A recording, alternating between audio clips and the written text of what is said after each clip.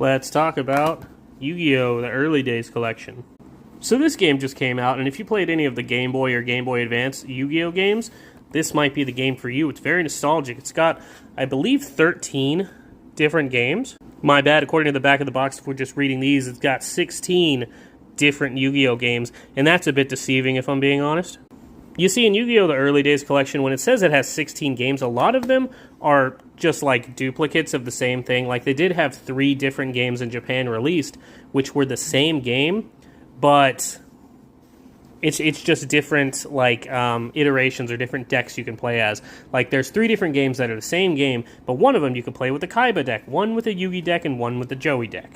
And then those games are just Game Boy Color versions that are built off of another game that is built off of another game on there already. So a lot of them are just the same, but just like slight upgrades. And then you got stuff like Dungeon Dice Monsters, the capsule stuff, and then you've got the stuff that people are really going to be here for, which is stuff like Yu-Gi-Oh! The Sacred Cards, Rishef of Destruction, and there's another one, it's called like Worldwide, something or other, I don't know. But I gave each of these games a little bit of some time, and I think it's no surprise to anybody who has played any of these games before that stuff like the Sacred Cards, those Game Boy Advance ones, like the RPG ones kind of, are my real bread and butter here. Yeah, looking at the back here, that one I was talking about was Worldwide Edition Stairway to the Destined Duel, I believe. And I'll be honest, I didn't grow up playing any of these games. By the time I got into Yu-Gi-Oh!, I was in high school, and the era of the Game Boy Advance Yu-Gi-Oh! Games had come and gone. Now we were on to the DS and the PSP games. And the game that I really loved in the Tag Force series is right here, Yu-Gi-Oh! Tag Force 5.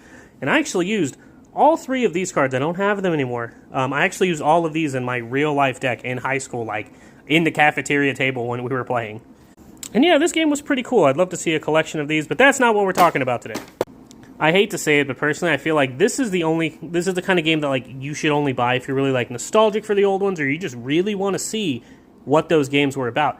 And I didn't play any of them, so I just really wanted to see what they were about, and I don't think I'm going to go back and play them all that often, but it's cool to have this physically, just like these games getting re-released, and I hope Konami continues to do it. Also, I got this pretty sick Harpy's Feather Duster card. I got the one on the right here, this one. There's also this left one you could get. And the game card isn't in here because it's in my Switch right now. But yeah, I don't even feel good really rating this one, but if you like these old Yu-Gi-Oh! Games, if you're nostalgic for them, or you really just want to see what they're about, or if you just want that sweet card, definitely pick this one up. It's pretty cool. Or if you don't care about the physical edition, it also comes on Steam, so there you go. But no PS5 or Xbox.